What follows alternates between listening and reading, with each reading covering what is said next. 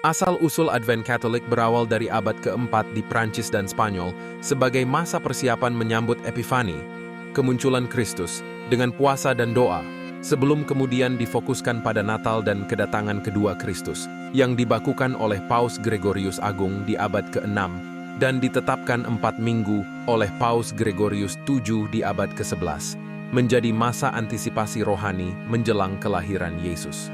Perkembangan sejarah Abad keempat, Prancis, Spanyol.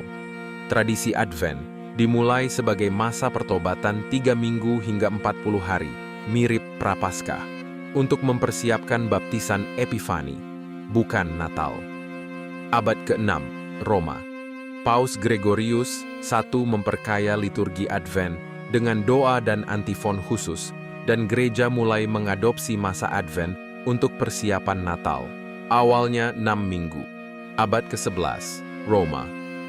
Paus Gregorius menetapkan Advent menjadi 4 minggu sebelum Natal.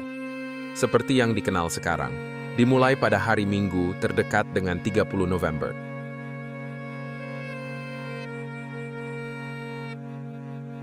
Natal, masa terindah sepanjang tahun, selalu didahului oleh masa Advent. Sebagai masa pertama dalam tahun liturgi, kebanyakan dari kita tahu bahwa Advent adalah masa penantian dan penantian akan kelahiran Kristus. Namun, banyak yang mungkin tidak menyadari bahwa masa Advent sering disebut Prapaskah kecil. Mengapa demikian? Tidak sulit untuk melihat keindahan kelahiran Kristus dalam adegan palungan manis, di mana sang bayi dibungkus kain lampin dan dipuja oleh Maria dan Yusuf. Namun sesungguhnya, kita bukanlah saksi naif atas adegan ini. Kita semua tahu bahwa akan ada adegan yang akan datang yang melibatkan jalan salib dan penyaliban. Realitas ini sangat dekat dengan realitas Natal.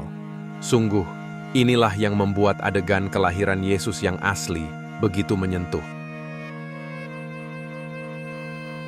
Salah satu alasan mengapa masa Advent disebut Prapaskah kecil adalah karena, seperti Prapaskah, masa ini merupakan masa pertobatan. Misa sendiri bernuansa lebih muram selama masa Advent. Para imam mengenakan busana ungu, seperti yang mereka lakukan selama Prapaskah, karena ungu adalah warna liturgi yang melambangkan sikap bertobat dan bersedih atas dosa. Gloria juga dihilangkan dari awal misa selama masa Advent, seperti halnya selama masa Prapaskah. Yang membedakan masa Advent dari masa Prapaskah adalah Advent tidak mengenal pekan sengsara. Masa Advent terasa muram sekaligus meriah karena kita tidak menantikan penderitaan dan kematian, melainkan kelahiran seorang anak yang selalu merupakan peristiwa penuh sukacita. Anak ini adalah Mesias yang telah lama kita nantikan.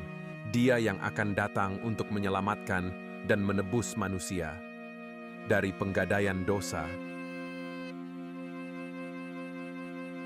Baiknya kita mengingat mengapa masa Advent disebut masa Prapaskah kecil dan mempersiapkan diri dengan tepat di hari-hari mendatang. Masa Advent dapat menjadi pengingat tentang bagaimana seharusnya kita menjalani hidup dan merupakan kesempatan baru untuk menata diri.